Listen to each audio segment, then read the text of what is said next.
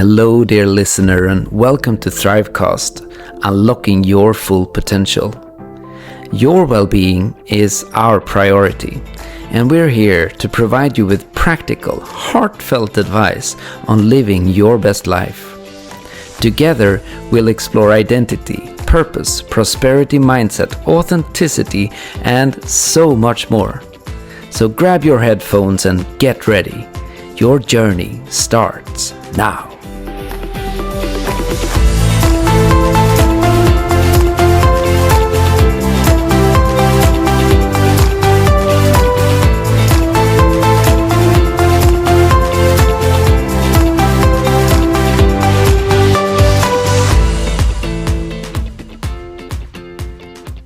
So, welcome everyone to ThriveCast, Unlocking Your Full Potential.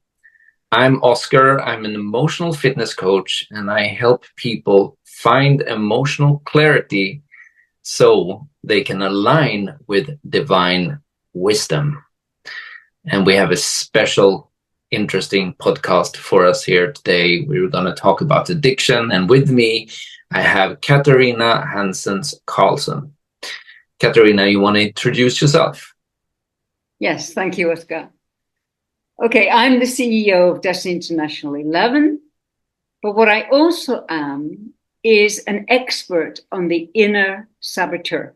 So whatever goal we have in life, we have an inner saboteur that wants to stop us.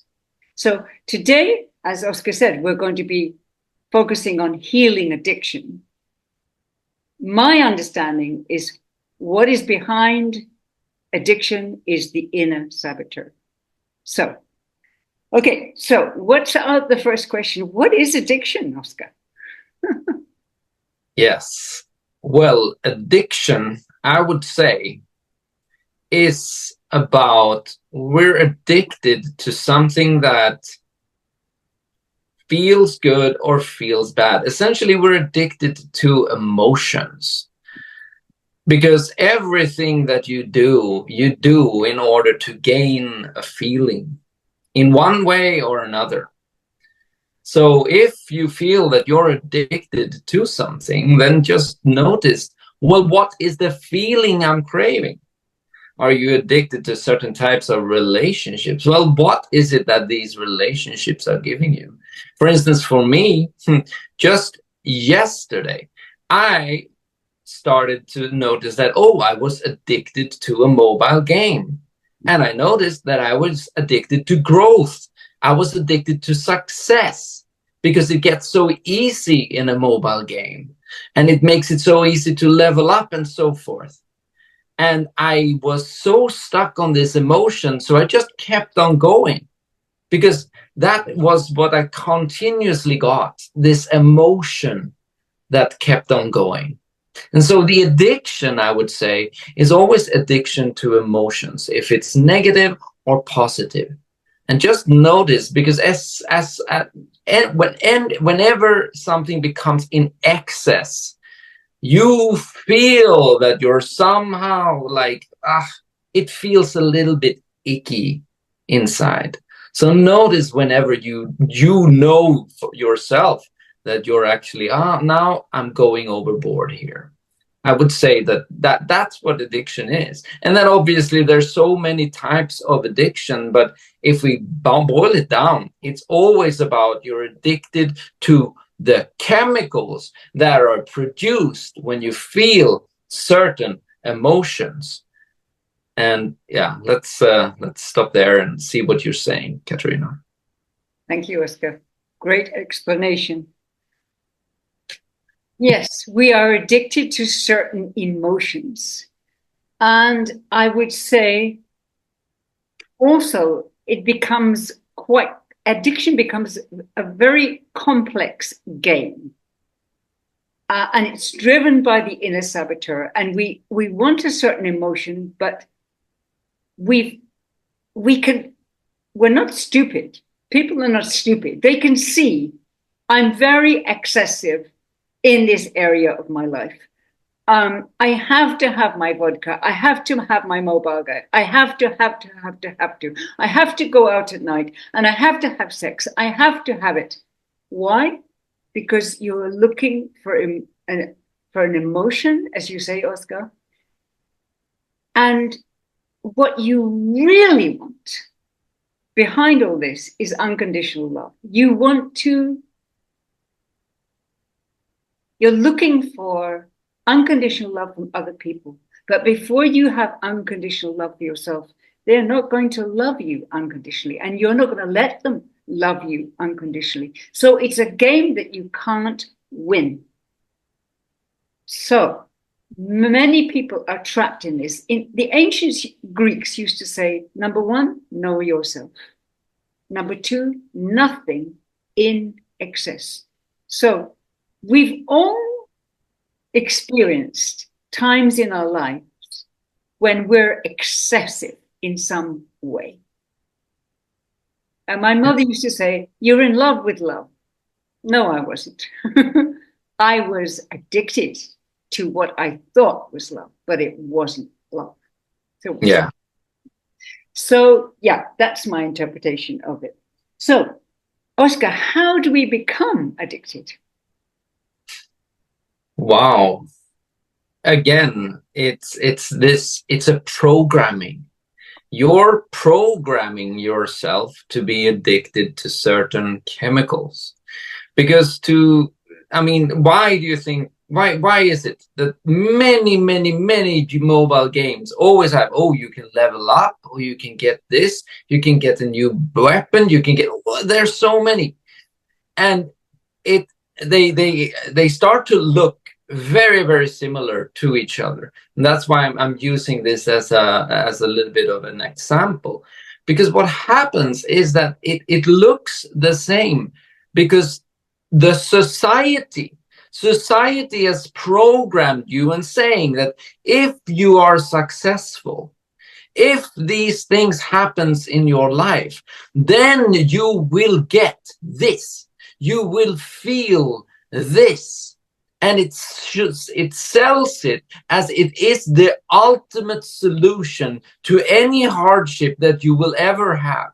Therefore, everyone is desiring money, on trees and so forth, because you're thinking that success or growth or anything what that is what's going to be your ultimate solution to the happiness in your life.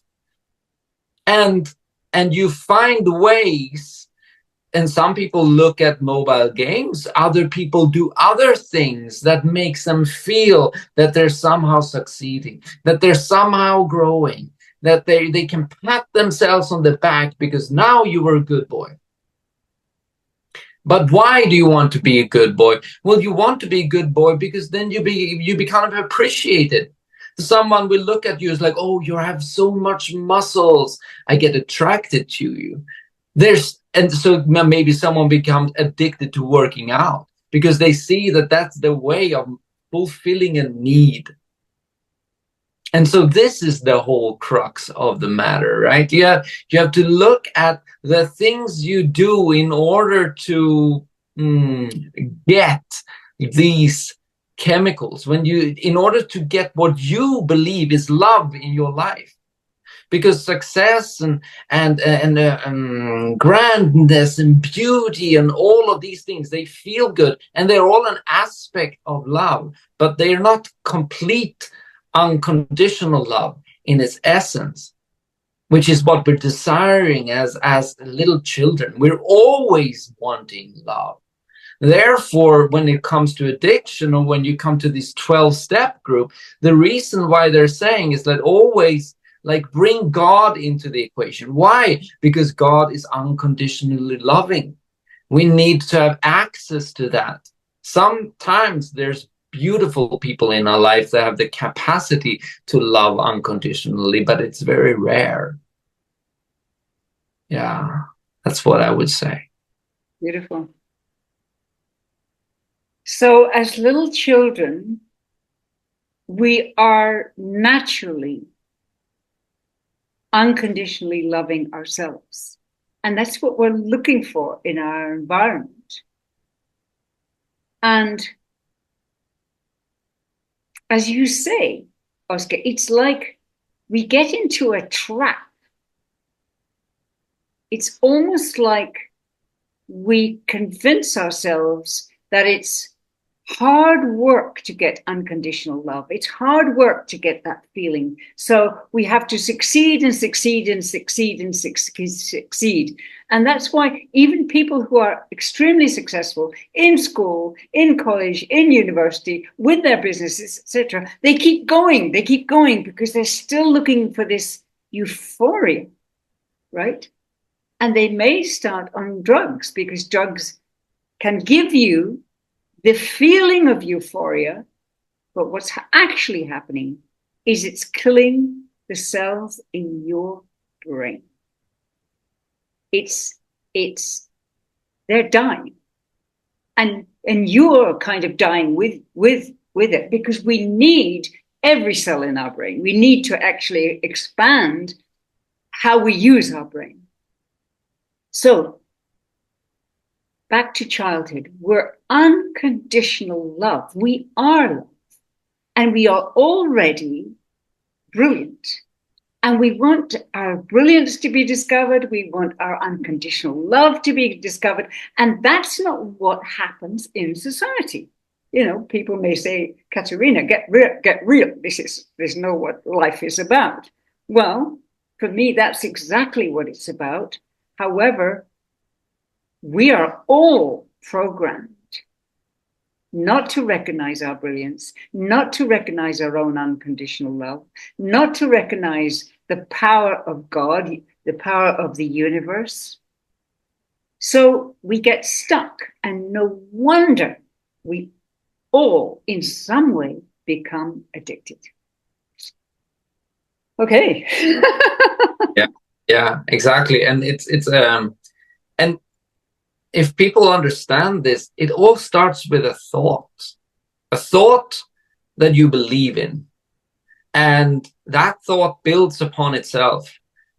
And you start thinking that, oh, you are this thought and you are believing in it and you're feeling what this thought is doing. So you keep on going at it, and then you start adding behavior to this. So essentially you'd only need a spark in a direction in order for the thoughts to spiral, and you don't know how to get out of it. No, exactly. So that is, the beginning of our next question, which is, how does addiction take over our lives? Yeah, exactly. And so it is this spiral, right? Because it's essentially a negative. If you look at it, if it's a negative or a positive thought, mostly it's that negative thought that gives up this, that causes an emotion that you start becoming, you start becoming used to it. When you become used to an emotion, it's almost like your body automatically starts craving these feelings. And so that's what we're calling self-sabotage as well. You're self-sabotaging in order for you to feel these horrible emotions that you have built up an addiction to.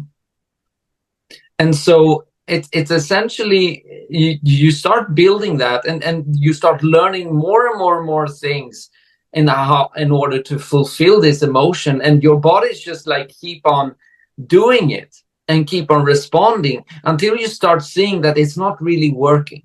It's breaking me down from the inside. It's pushing people away. It becomes more and more pain than the pleasure it at first gives you. Because you start noticing that your whole life starts falling apart. Because you're addicted to these chemicals. You're addicted to these emotions.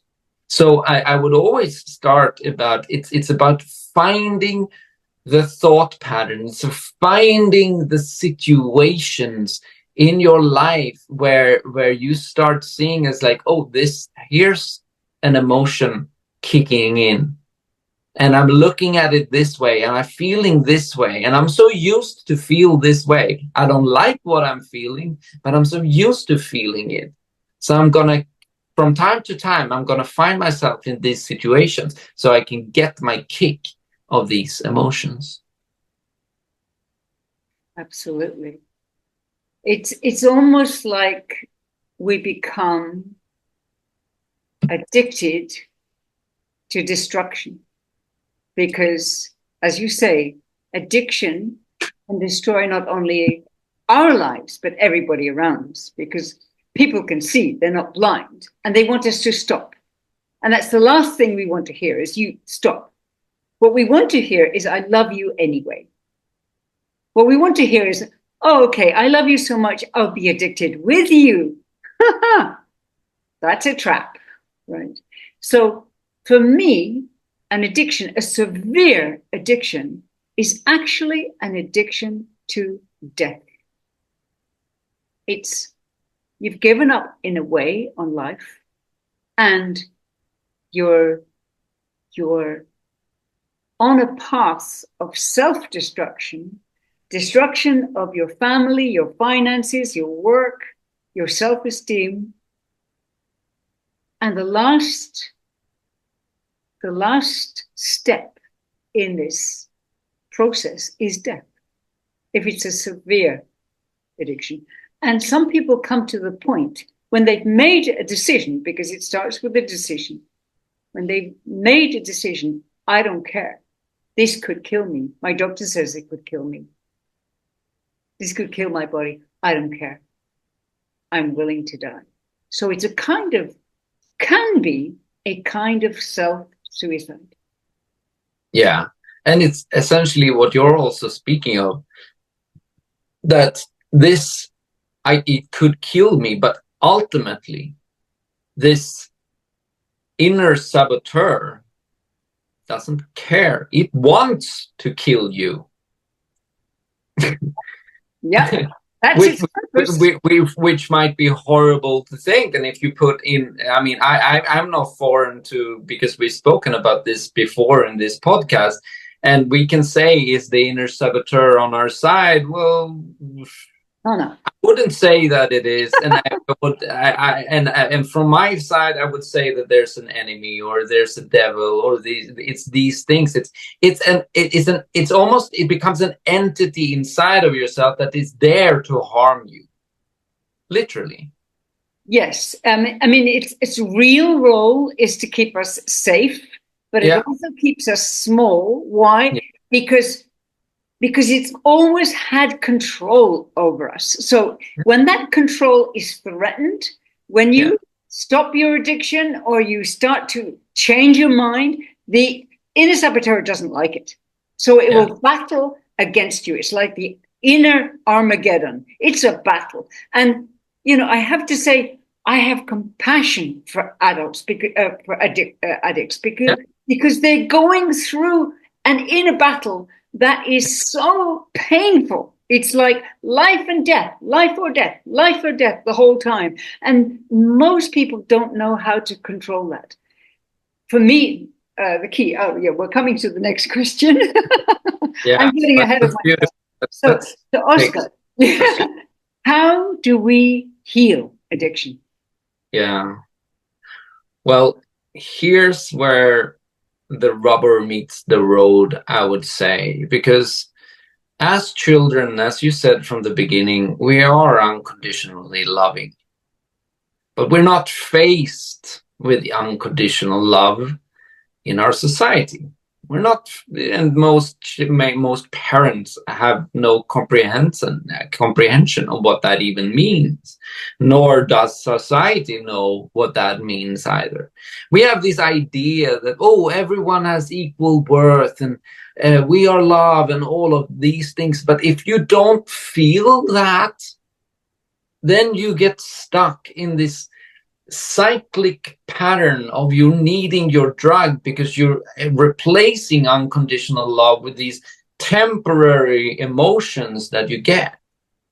So one of the key things in 12-step groups is to bring in God here, which is might sound weird, but for me, actually, when I was in this addicted state yesterday, I said to myself, I need to feel that I am loved. I need to feel God's grace, that regardless if I'm having this pattern, regardless if I'm feeling this inside, I need to feel you, God, that you are here with me. I need to feel your presence. I need to feel that you love me regardless of the stupid things that I do in my life. Because essentially that is the reason why I do the addiction anyway, right? I want to feel the love, but I'm just substituting the love for a temporary emotion. So for me, the way to solve it for me is obviously become aware, first of all, what are the emotions you're craving? What are the thoughts that you're looking for? What are the behaviors and the situations that you find yourself in, where you're saying to yourself, I need this fix, but what I really need is love. And then I would say call upon God. Know that you are loved as well. And start sensing that you are. And if it means that you need to find ways in order to understand this, maybe study what the Bible is saying or call upon Jesus or whatever, because these are, we have to understand that we're dealing with an inner saboteur, and when we're talking with an ancient creature, and these things are not easy, and there are definitely both spiritual and religious reasons why this is, and then we need to actually call upon these supernatural powers that are there for us. And unconditional love is a supernatural power and grace. Yeah, that's what I would say. And there's so many other ways of looking at this. It might be that you have a childhood patterns and all of this, but we have to understand that grace and mercy and these qualities that God represents are essential, at least for me, in this healing. Great. Thank you, Oscar. I would say when you're in the middle of an addiction, what's important is your relationship with yourself, because you're going through this Armageddon. Your inner saboteur is winning the game, because every time you reach for that bottle of vodka or the drug or whatever it is, or a game, whatever it is, the inner saboteur gets stronger. So it's important to look at what's good and what's bad. And is there actually good and bad? Because many addicts call themselves a bad person because they can see the destruction they're creating around them. They can see that they missed that interview, they messed up with that job, they messed up with that relationship, their parents don't know what to do with them, etc., etc., etc. And they end up very lonely. But the moment you say to yourself, am I really bad? Well, this behavior is destructive, but does that make me a bad person for the rest of my life? An alcoholic for the rest of my life? Do I have to live with that label? No. Because I'm here to tell you, there is no good and there is no bad. There's just life. And there is just love. Now, love is beyond good and bad. So you're no longer in a polarity. When you get out of that polarity, you're beyond the ego mind, the inner saboteur. And then you can say to yourself, well, I'm not a good person. I don't have to be good, but I don't have to be bad either. In fact, my true nature is love. My true nature is love. I was born like that. And I need help, just as Oscar was saying, I need help from Yeah, I mean, I've been fighting this Armageddon and nobody understands what I'm going through. So I need universal help. I need God's help. I haven't believed in God before, but maybe this is an initiation for me. Maybe I'm being initiated. Maybe I made a decision to go into this darkness, this destruction. And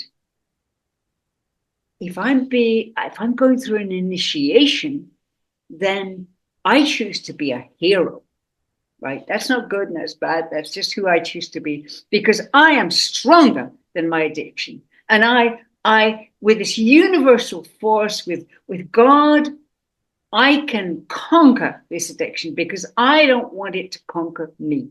I don't want to die. I want to live. When you make those decisions, you're on your way to healing your addiction. Yeah. Yeah, absolutely. Yeah, I like that you're really putting it that way, and essentially it's this calling on, and as I do in many of my, when I heal and when I talk to clients, I say to them, invoke the entity, invoke the persons, if it's Jesus, if it's Ramfa, whomever it is, that you need to be there for you. If you don't feel that you have the capacity yourself, invoke them, call upon them, ask for signs. Because again, if it is an initiation, it's also for us to understand that there is something beyond this material and physical realm, and we need to understand that we're dealing with things that are very, very esoteric. Feelings and thoughts, we may take them for granted, but they're very, there's something that is bestowed upon us by universal powers, by God. And so we should acknowledge this.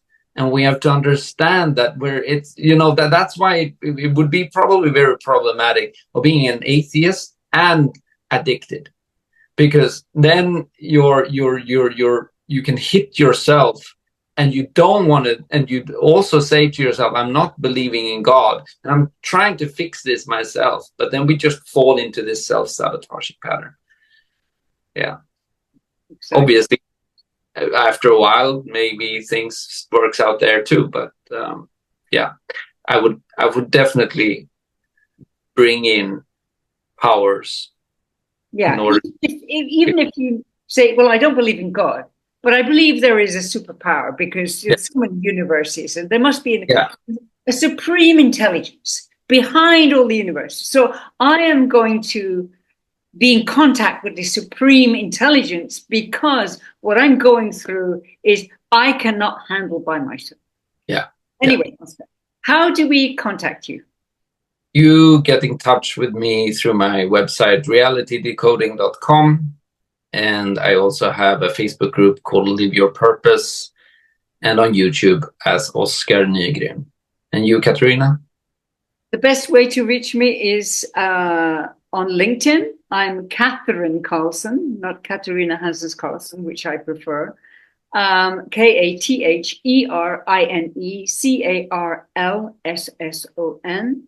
And I will also leave my link. So if you're in an addiction situation and you want to get out of it, contact Oskar or contact me, because the inner saboteur is behind it. And it's very hard for us to see it because it's in us. We sometimes need another perspective that is unconditionally loving, just to give you a perspective how to get through this and to the other side. So thank you for listening today. Thank you, Oskar. Yeah, thank you, everyone. And as you're saying there, Katarina, it's important not to feel alone in this as well. There are people who understands you. Okay, guys, that's it for today. Next week, we are going to be talking about creating pure joy. in our lives. Wonderful. Looking forward to that. All right, guys. See you next time. Take care. Bye-bye.